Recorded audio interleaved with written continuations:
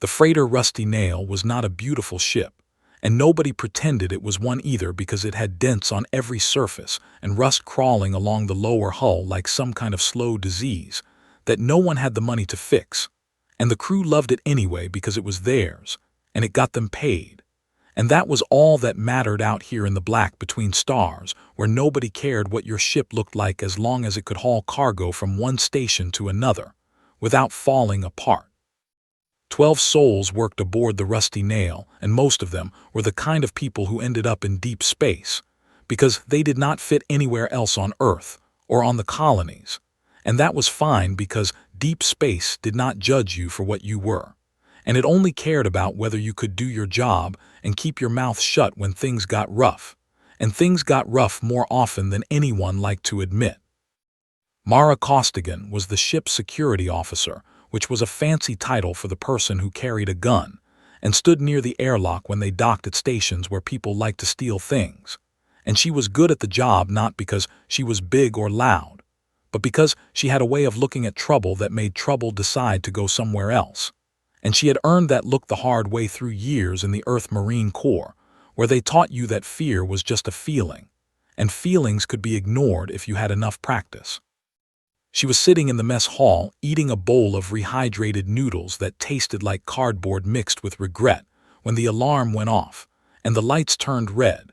and the captain's voice came over the speakers saying something that no cargo crew ever wanted to hear, which was that an unknown warship had dropped out of faster-than-light travel right on top of them and was ordering them to cut engines and prepare for boarding. Mara put down her fork and looked at the red lights flashing on the ceiling. And she did not panic because panic was something she had left behind a long time ago in a place called Fort Benning, where drill sergeants screamed in your face until you learned that the world could be falling apart around you, and your heartbeat did not have to follow it. The warship was Draelk, and everybody in the outer spiral arm knew what that meant because the Draelk were the closest thing the galaxy had to a ruling predator species, and they had earned that title not through diplomacy or trade, but through a very simple method, which was that they could control gravity itself, and they used that control to crush anyone who refused to kneel, and most species refused exactly once before learning the lesson. The Draelk ship was called the Quiet Dominion, and it was enormous compared to the Rusty Nail, like a cathedral floating next to a toolshed, and when its boarding tubes latched onto the freighter's hull, the sound that echoed through the corridors was like bones cracking, which might have been intentional because the Draelk understood fear very well, and they used it the way a surgeon uses a knife, with precision and without mercy. They came through the airlock in squads of 4, and each one of them was tall and covered in dark chitinous plates that looked like armor, but were actually their skin, and they moved on 8 limbs with a horrible fluid grace that reminded Mara of spiders. Except spiders did not carry plasma rifles, and spiders did not look at you with 4 gleaming eyes that held nothing resembling compassion. The crew was gathered in the cargo hold and forced to their knees, and most of them were shaking, because this was not what they had signed up for, and Mara did not blame them for being afraid, because being afraid was the sane and rational response to being captured by the most dangerous predator species in the known galaxy. But she herself was not shaking. And she was not on her knees either, because she had not been told to kneel. And she did not do things she was not told to do, especially not things that involved putting her face closer to the floor. One of the Draelk officers noticed this and walked over to her and looked down at her from its full height, which was nearly 3 meters, and it made a sound that the translator in Mara's ear turned into words, and the words were, "This one does not kneel." And Mara looked up at it and said nothing, because sometimes silence was louder than anything you could say. The commander of the Quiet Dominion was named Vrexal, and he watched the capture from the bridge through cameras that showed him everything, and he was not impressed by the humans because they were small and soft, and they did not have claws or fangs or armored skin, or any of the things that a proper species should have, and his intelligence files classified them as moderate threat and psychologically fragile, which meant they would break easily under interrogation, and interrogation was something Vrexal was very good at. But he noticed one thing that made him curious, And that was the woman who was not kneeling and not shaking and not crying, and who looked at his soldiers the way a person looks at rain, which is to say with mild inconvenience but no real concern, and he decided that she would be the one he would interrogate first, because in his experience, the ones who did not show fear either had no information worth taking or had so much information that they had learned to hide their fear behind a wall, and either way he wanted to know which one she was. They separated Mara from the rest of the crew and brought her down a long corridor that smelled like metal and something else that she could not identify, but that made the back of her neck prickle, and they put her in a room that was completely empty, except for a single chair bolted to the floor in the center, and the walls were smooth and featureless, and the ceiling was high, and the lighting was cold and white, and the whole place felt like it had been designed by someone who understood that sometimes the scariest thing. The world was a room with nothing in it. Mara looked at the chair, and she looked at the Drelk soldiers standing at the door, and she walked to the chair and sat down, and she did not ask what was going to happen, because asking would mean she cared and caring would mean she was afraid and she was not afraid, or at least she was not going to let anyone in this room know if she was.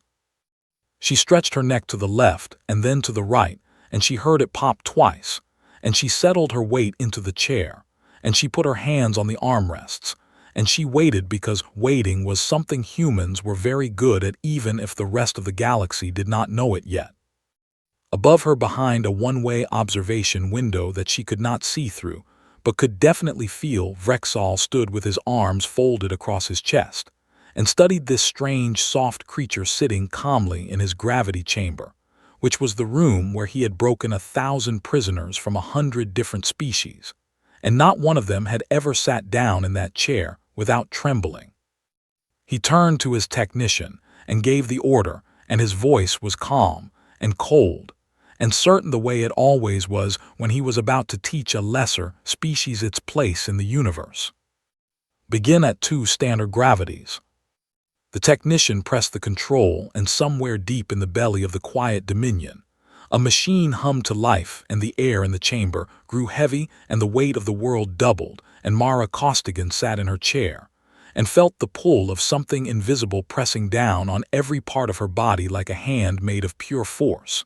and she took a slow breath, and let it out, and she did not stand up. 2 gravities felt like wearing a suit made of lead, and Mara knew this feeling, because she had felt something like it before a long time ago when she was 19 years old, and stupid enough to volunteer for advanced training in the mountains of Colorado, where the air was thin, and the packs were heavy, and the sergeants did not care if you cried as long as you kept moving forward, and she had kept moving forward because that was the only direction that mattered. The speaker in the ceiling crackled, and a voice came through it, and the voice was deep and translated from something that was not any human language, and it said, "You are a prisoner of the Drelk Dominion, and you will answer questions regarding your species' military strength, fleet positions, and defensive capabilities, and you will do so now." Mara looked up at the ceiling where the speaker was, and she took a breath that felt like breathing through a wet blanket, and she said, "Sergeant Mara Costigan, and that is all you are getting from me today." There was a pause, and she could almost feel the irritation radiating through the walls like heat from a furnace, and then the voice came again, and it said, "You do not understand your situation, and let me clarify it for you." And the gravity in the room changed, and Mara felt the difference. See, immediately, like someone had dropped a heavy dog onto her lap, except the dog was invisible, and everywhere at once, and the number on the other side of the observation window now read 3 standard gravities. 3 gravities, and Mara's spine compressed, and her shoulders felt like they were being pushed down by giant thumbs, and her breathing became a conscious effort where every inhale was a fight against the weight pressing on her ribs, and every exhale was a small victory, and she adjusted her posture because posture mattered when gravity was trying to fold you in half, and she spread her feet flat on the floor and straightened her back, and she held on. Behind the observation window, 2 Drelk technicians were staring at their instruments, and then staring at each other, and then staring at their instruments again, because the readings did not make sense, and the reading said that the gravity was functioning correctly at 3 standard gravities, which was the level that had cracked the ribs of the Velasi ambassador, and caused the Tory war chief to lose consciousness, and made the Geln negotiator beg for mercy in 4 different languages, and this human, this small, soft, pink creature with no armor and no claws was sitting in a chair and breathing hard, but still sitting and still breathing. Vrexall watched from above, and his 4 eyes were narrowed, and his mandibles were tight against his face, which was the Draelk expression for controlled anger. And he did not like what he was seeing, because what he was seeing did not match what his intelligence files had told him, and his intelligence files had told him that humans were fragile and breakable, and this one was not breaking. He spoke through the speaker again, and he said, "Tell me about your fleet positions in the Kepler corridor." And Mara looked up again, and she said, "That is a lovely ceiling you have, and is that brushed steel or just regular steel, because I have always wondered about the difference." And Vrexall's crest, which was a ridge of bony plates along the top of his head, flared upward, which meant he was furious. "4 gravities," he said to the technician, and his voice was quiet now, which was worse than when it was loud, because quiet meant he was no longer playing. 4 gravities hit Mara like a truck that was also carrying trucks, and she made a sound that was not quite a grunt and not quite a groan, but somewhere in between. And she felt her body try to slide down in the chair like her skeleton wanted to melt into the floor, and her muscles screamed at her in a language older than words, and her vision blurred at the edges, and blood began to push against the walls of the small vessels in her eyes, and her fingers gripped the armrests so hard that her knuckles turned white and then kept going past white into something that looked like bone. The technicians were not exchanging glances anymore, because they were beyond glances, and they were now in the territory of open fear, and one of them said quietly to the other, "This is execution-level gravity, and she is still conscious." And the other one said nothing, because there was nothing to say. Mara could feel her heartbeat in her teeth and in her eyes, and in the bottoms of her feet, and every beat was a war drum pounding against the weight of 4 worlds stacked on top of her. And she thought about standing up, because standing might relieve some of the pressure on her spine. But she did not stand, because standing would mean she was reacting, and reacting would mean they were winning. And they were not going to win this, because she had survived things worse than gravity, or at least that was what she told herself, and sometimes telling yourself a lie was the only way to make it through to the truth on the other side. A crack sounded in the room, and it was loud and sharp, and for a moment the technicians thought the chair had broken, but it had not broken, because the sound came from Mara's mouth, and it was a tooth that had cracked under the pressure of her own jaw clenching, and she tasted copper and salt, and she swallowed the blood, and the broken piece of tooth with it, because spitting would require energy, and she was spending all of her energy on one single task, which was continuing to exist in this chair, in this room, on this ship. And then she did something that no prisoner had ever done in the history of the Draelk gravity chamber, and she looked directly at the observation window, and she could not see through it, because it was one-way glass, but she looked at it anyway as if she could see every person standing behind it, and she smiled, and the smile was red with blood, and it was not a friendly smile, and it was not a brave smile, and it was the smile of something that had been fighting gravity its entire life, and was not impressed by a little more. She spoke, and her voice was tight and strained, and pushed through a throat that felt like it was being squeezed by invisible hands, and she said,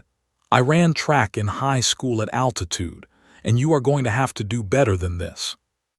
The room behind the glass was silent, and Vrexall stared at the human, and for the first time in a very long career of breaking things, he felt something that he did not recognize immediately, because it had been so long since he had felt it, and when he finally identified it, he did not like it at all, because it was doubt. His science officer, whose name was Drethka, moved to a console and began pulling files, and the files were about Earth, and they were files that nobody on this ship had ever bothered to read, because why would you read files about a moderate threat species that was psychologically fragile? And the answer was that you would read them when that species was sitting in your torture room at 4 gravities, and smiling at you with a mouth full of blood.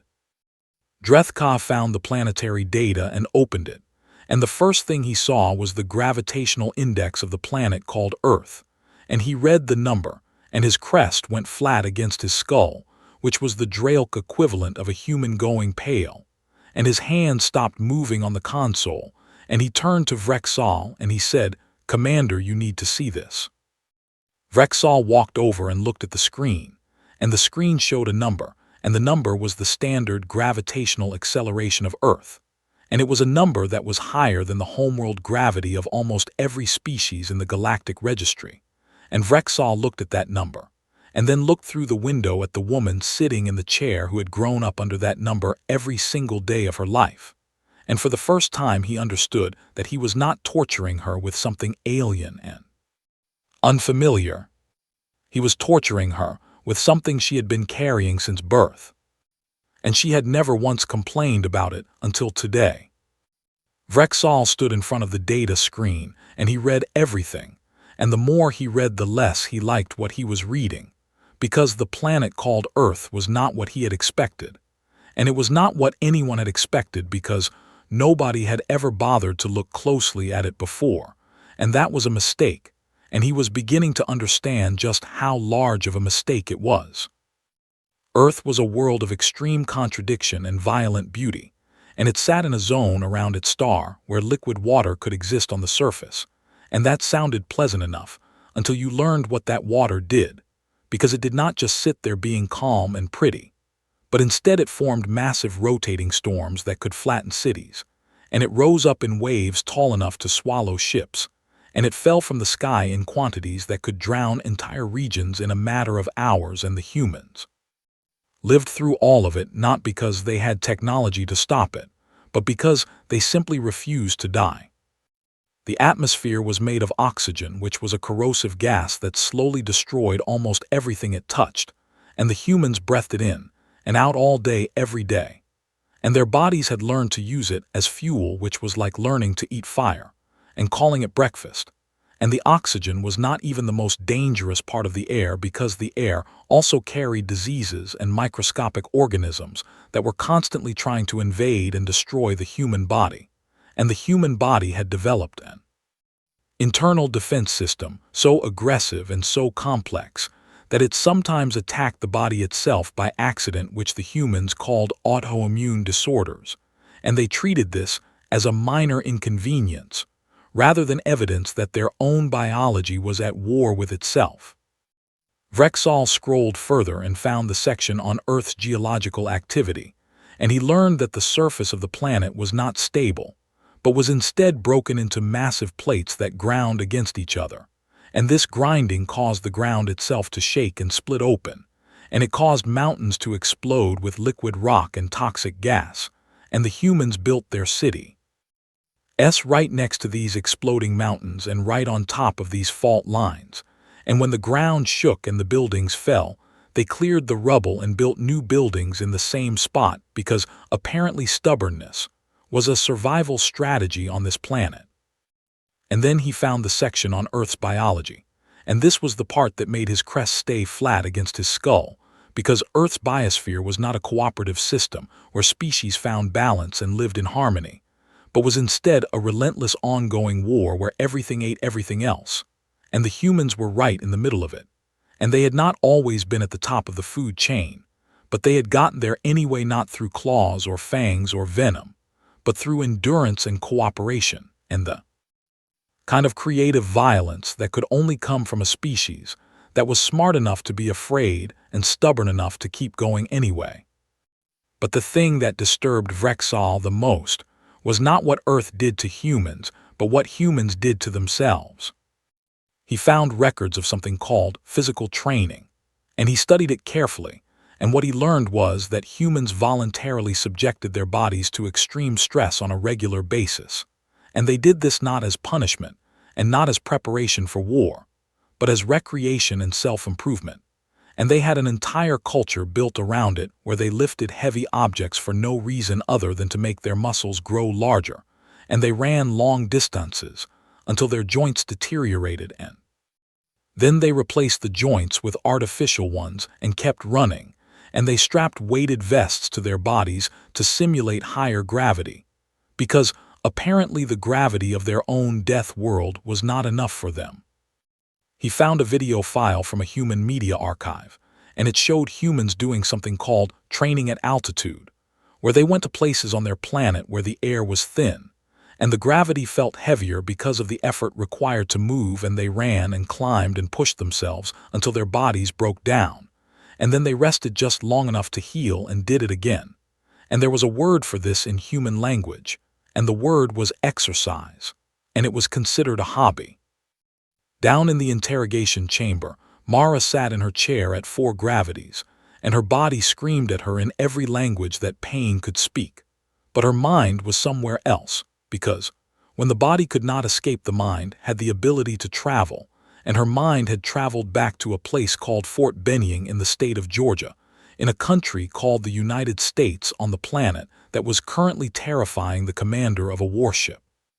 She remembered the summer heat that hit you like a wall of wet fire when you stepped outside, and she remembered the weight of a full combat pack on her back, which was 50 kilograms of gear and ammunition and water and food, strapped to a frame that dug into your shoulders and hips, and she remembered running with that pack up a hill that seemed to go on forever while a drill sergeant jogged beside her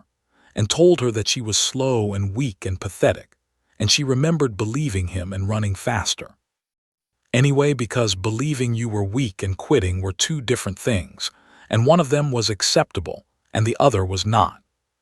She remembered the night exercises where they crawled through mud under barbed wire, while instructors fired live rounds over their heads, and she remembered the cold so deep it made your bones ache, and the heat so fierce it made your brain cook inside your skull,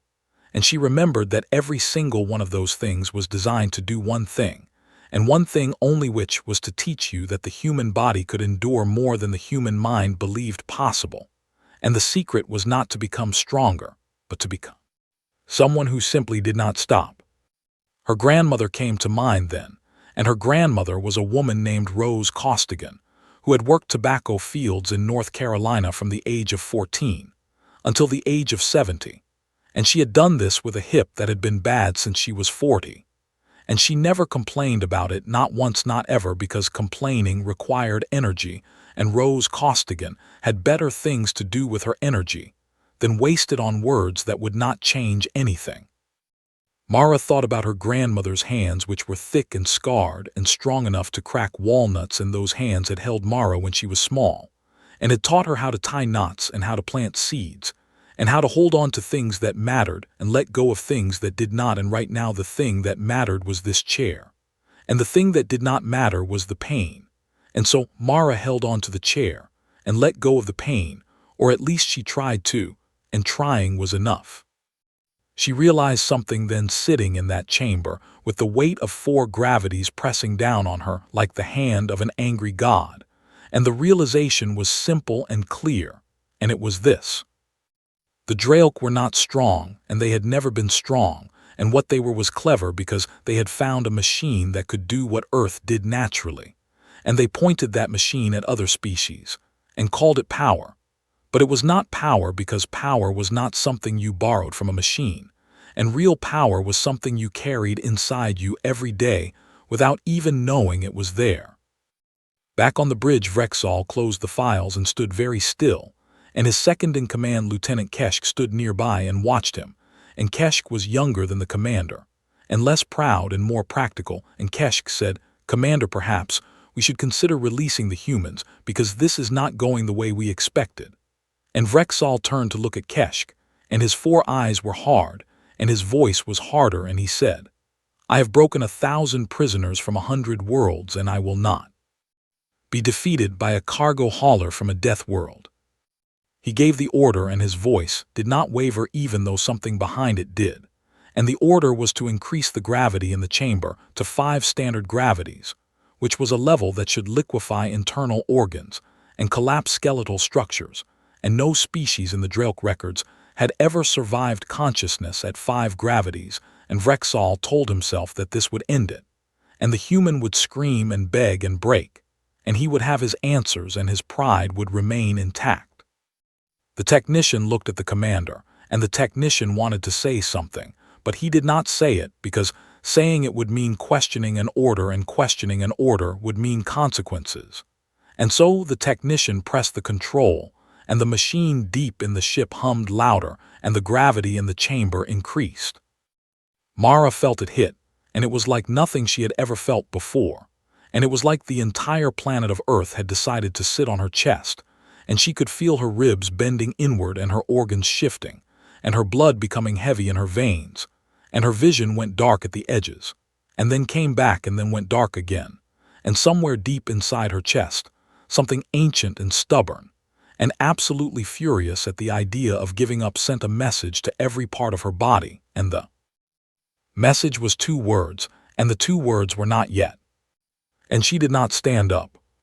5 gravities was a number that should not have a living person sitting under it, and yet Mara Costigan was alive, and she was sitting, and those 2 facts together were doing something to the crew of the Quiet Dominion that no enemy fleet and no diplomatic crisis and no act of war had ever managed to do, which was making them afraid of a single person in a chair.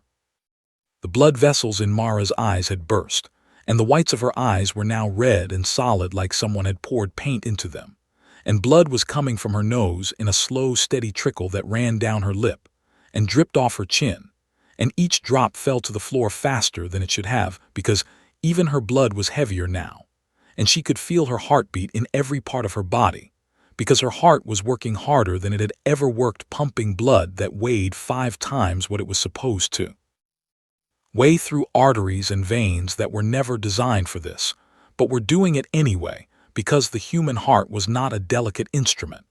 but was instead a brutal and stubborn muscle that had been shaped by millions of years of running and fighting and surviving on a planet that did not care whether you lived or died. She could not move her arms anymore because they were too heavy and her fingers were still gripping the armrests, but she was not sure if that was by choice or because her hands had locked into position, and she could not turn her head because her neck muscles were using every bit of their strength just to keep her skull from dropping forward and her breathing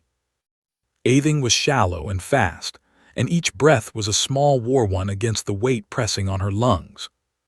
In the observation room, the Draelk crew watched in silence, and it was the kind of silence that happens when people see something they cannot explain and do not want to explain, because explaining it would mean accepting it, and accepting it would mean rethinking everything they believed about themselves and their place in the universe.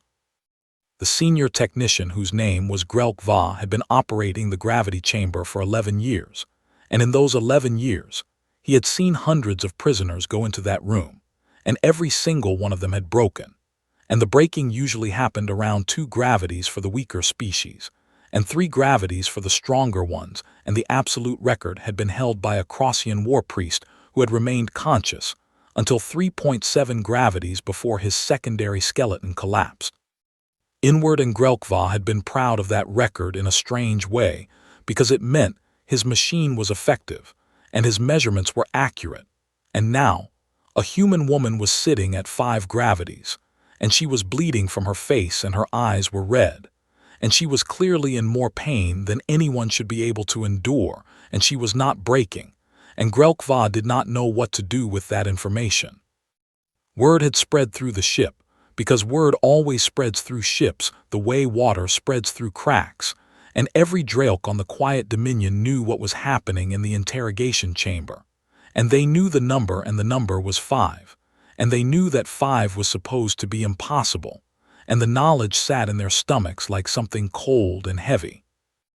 Down in the holding cells where the rest of the Rusty Nails crew was being kept, the atmosphere was changing too, and the oldest crew member, a man named Tamaz Reyes, who was 57 years old, and had been hauling cargo since before most of the crew was born, noticed it first because Tamaz noticed everything because that was what happened when you spent 30 years in deep space, where noticing things was the difference between living and not living. The Draelk guards were behaving differently, and it was subtle, but it was there, and it was in the way they stood, and the way they held their weapons, and the way they looked at the humans when they thought the humans were not looking back, and Tamaz had seen enough species in enough ports to recognize what he was seeing. And what he was seeing was fear, and not the sharp, sudden fear of a threat, but the slow, creeping fear of a realization that something you thought you understood was actually something else entirely.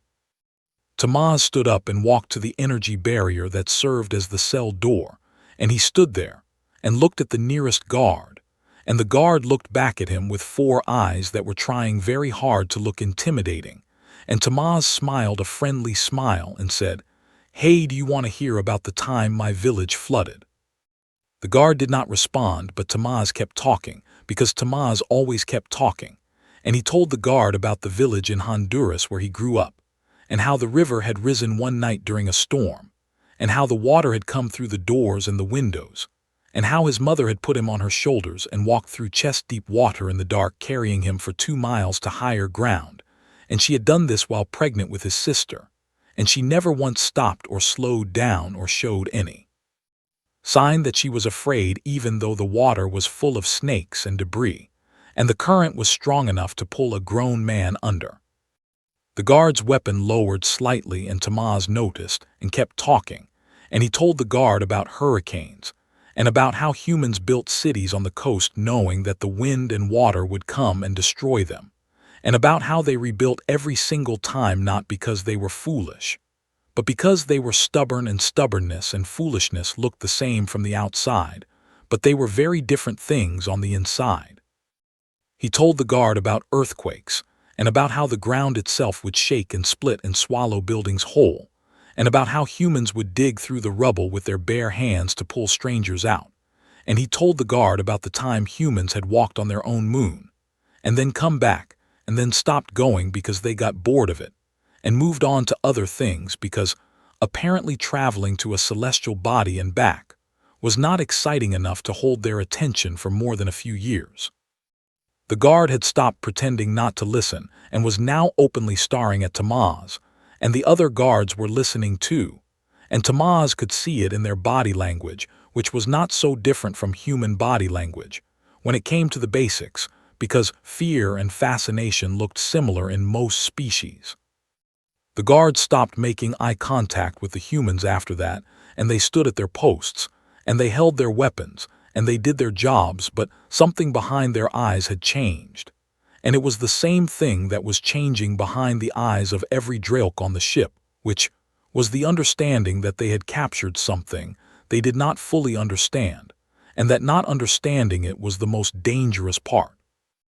Back in the interrogation chamber, Vrexall made a decision that he had never made before in his career, and he entered the observation room and stood at the window and looked at Mara directly. And she could not see him, but he could see her, and what he saw was a creature that should have been dead or unconscious or begging, and was instead bleeding quietly in a chair with an expression on its face that he could only describe as patient-like. She was waiting for a bus that was running late, and the bus was death, and it had not arrived yet, and she was mildly annoyed about the delay.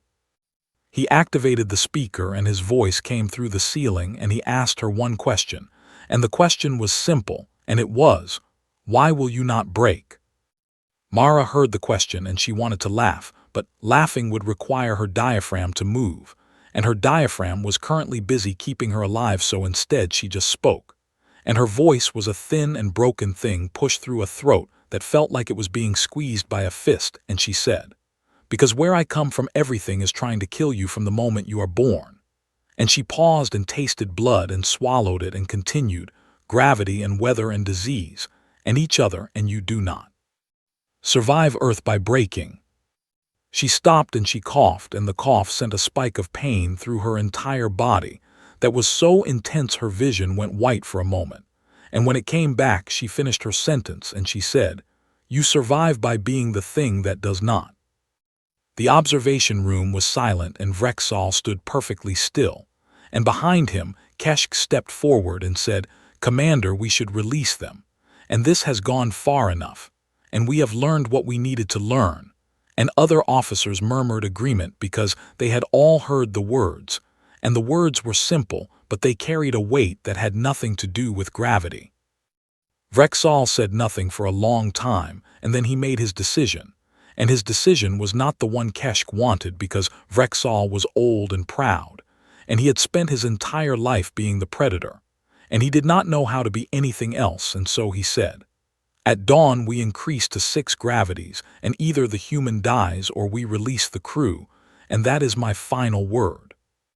The room emptied slowly, and the officers left, and the technicians left, and Keshk left last, and looked back once at the window, where Mara sat bleeding in her chair at 5 gravities. And Keshk thought about what she had said about surviving Earth, and Keshk wondered if the Draelk had ever truly understood what survival meant. In the chamber, Mara closed her eyes, and the weight pressed down on her eyelids like fingers trying to force them shut permanently. But she was not sleeping, and she was not praying, and she was not hopping because hope was a luxury, and she was not in the business of luxury right now. She was doing what humans had always done when the night was long, and the danger was real, and the morning was not guaranteed. She was enduring, and somewhere in the back of her mind, behind the pain and the blood, and the weight of 5 worlds, she was planning what came next. The dawn cycle on a Draelk warship was not a real dawn because there was no sun, and there were no windows, and there was no sky, but the lights shifted from dim blue to cold white, and a tone sounded through the corridors, and everyone on the ship woke up and prepared for the day. And today the day had a weight to it that had nothing to do with the gravity generators, because today was the day that the commander had promised would be the end of this thing one way or another. Mara had not slept, and she had not moved, and she had spent the hours between the last conversation and this moment in a place inside herself that was beyond pain and beyond thought and beyond fear. And it was a place that every human had access to, but that most humans never had to visit. And it was the place where the body and the mind agreed to stop arguing about whether something was possible, and simply did it because there was no alternative, and the alternative to doing it was dying, and dying was not on the schedule. The technician Grelkva stood at his console, and his hands hovered over the controls, and he did not want to press them, and everyone in the observation room knew. He did not want to press them because his hands were shaking, which was not something Draelk hands were supposed to do, and Vrexall stood behind him and said nothing, because the order had already been given, and repeating an order was a sign of weakness, and Vrexall would not show weakness even now, especially now. Grelkva pressed the control, and the machine that lived in the belly of the quiet dominion screamed louder than it had ever screamed before, and the gravity in the chamber jumped from 5 to 6, and 6 standard gravities was a number that existed in the Draelk technical manuals only as a theoretical maximum that was noted alongside a warning that said this level is not to be used on biological subjects under any circumstances, and that warning had been ignored. And now the consequences of ignoring it were playing out in a small room with a single chair. Mara screamed, and the scream came out of her like something that had been locked in a cage for years, and it tore through her throat, and filled the chamber, and bounced off the walls, and traveled through the intercom system that someone had left open, and the scream echoed through every corridor and every room and every cell on the entire ship, and every Draelk heard it, and every human heard it. And for a moment the whole ship held its breath. And then the scream stopped, and it did not stop because Mara had lost consciousness, and it did not stop because her lungs had failed, and it stopped because she closed her mouth and swallowed the sound and buried it deep down in a place where screams went to become fuel. And she took the pain, and she took the fear, and she took the animal instinct that was begging her to give up, and she compressed all of it into a hard, bright point of light inside her chest, and she used it to keep her heart beating. 6 gravities, and her body was a war zone where every system was fighting for survival, and her bones were creaking under the stress like the timbers of an old ship in a storm, and her muscles were tearing at the microscopic level, and repairing and tearing again, in a cycle that would have been fascinating to a scientist, and was simply agonizing to the person living through it. And her blood was so heavy in her veins that her heart had to work 6 times as hard to push it through, and her heart did this because the human heart was not a quitter, and had never been a quitter, and would keep beating until the very last molecule of energy was spent. and then it would try to beat one more time just to be sure. In the observation room, the bioscanners showed numbers that the technicians had never seen before on a living subject, and the heart rate was 200 beats per minute, which was absurdly high,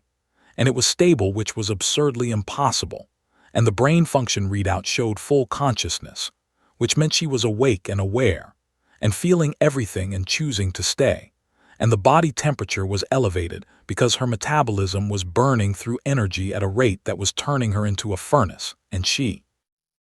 was alive, and she was sitting, and she was not standing up. Vrexall watched the scanners, and he watched the woman, and he saw something that he had spent his entire career trying to find in other species, and had never found, and what he saw was a limit that did not exist. And he had pushed and pushed and pushed against this creature, waiting for the wall, waiting for the point where biology said no further, and the wall was not there, and the point did not come, and the human just kept going like some terrible engine that ran on pain and spite and the sheer bloody-minded refusal to let the universe win.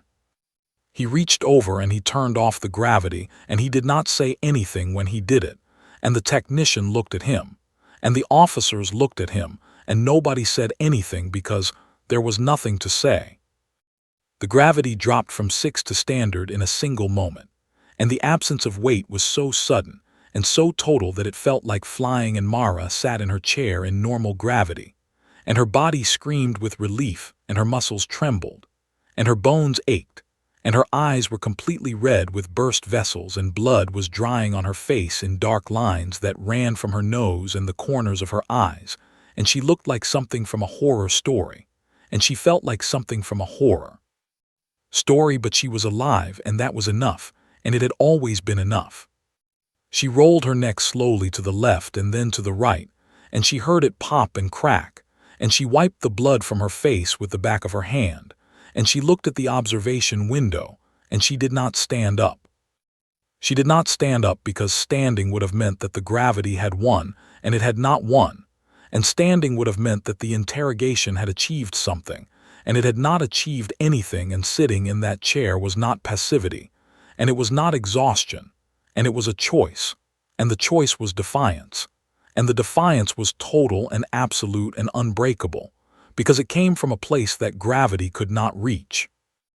The door to the interrogation chamber opened, and Vrexall walked in, and this was the first time he had entered the chamber in person, and he was tall and armored, and his 8 limbs carried him with a grace that was predatory and ancient, and he stood before Mara and looked down at her, and she looked up at him with her red, ruined eyes, and neither of them spoke for a long time. 2 predators in 1 chair, and a silence that said more than words. And then Vrexall did something that no Drelk commander had done in 1,000 years of conquest and empire and war, and he lowered himself and he bowed, and it was not a shallow bow, and it was not a quick bow, and it was a bow that meant something in Drelk culture that was deeper than respect and older than tradition, and it meant, I acknowledge you as something that cannot be conquered. And he held the bow for 3 full seconds, which was an eternity in Drelk custom, and then he rose and turned and walked out of the chamber without saying a single word. The crew of the Rusty Nail was released within the hour, and they were escorted back to their ship with their cargo intact, and their hull undamaged, and the Drelk soldiers who walked them back were quiet and polite in a way that confused every human except Tamaz, who understood exactly what had happened because Tamaz had been watching the guards all night, and he had seen the change in them, and the change was permanent.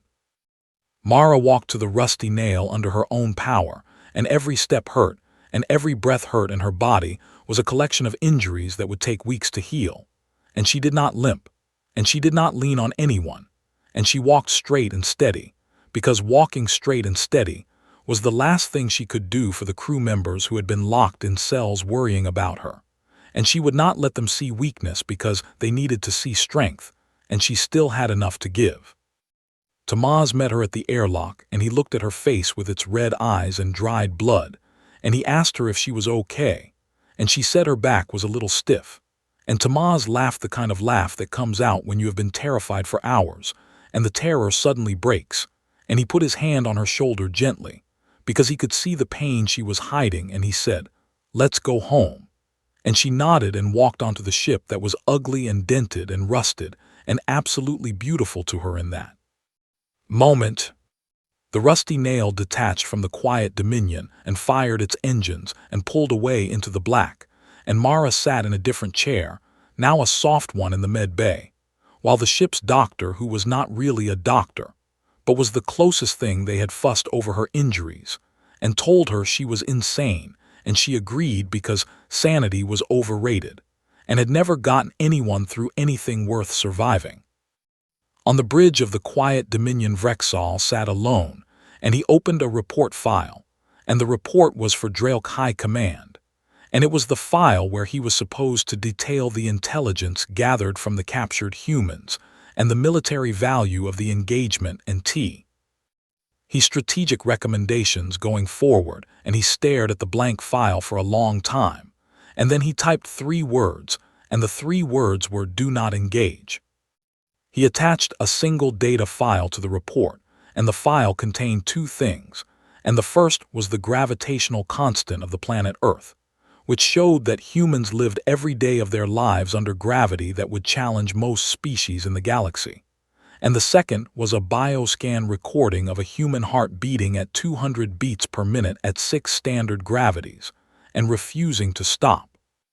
He sent the report and closed his console and sat in the dark and thought about what he had seen and what he had learned and what it meant. And what it meant was that the Draelk had been the predators of the galaxy for 10,000 years, and they had earned that title by being stronger and faster and more ruthless than everything else. And today, he had met something that was not stronger and not faster and not more ruthless, but was simply more stubborn than anything he had ever encountered, and stubbornness, it turned out, was the most dangerous quality in the universe, because you could kill something that was strong, and you could outrun something that was fast, and you could outscheme something that was ruthless, but you could not beat something that simply refused to lose. The report traveled through Draelk military channels at the speed of light, and it reached High Command, and it was opened and read and forwarded and opened and read, and forwarded again and again, and again across a network that spanned 1,000 star systems, and everywhere it went it carried the same 3 words in the same data file, and everywhere it was received the response was the same, which was silence followed by the quiet sound of military strategists revising their assumptions about a small blue planet, unremarkable solar system in the outer spiral arm. And across the galaxy, for the first time in 10,000 years, the predators of the void learned what it meant to be prey.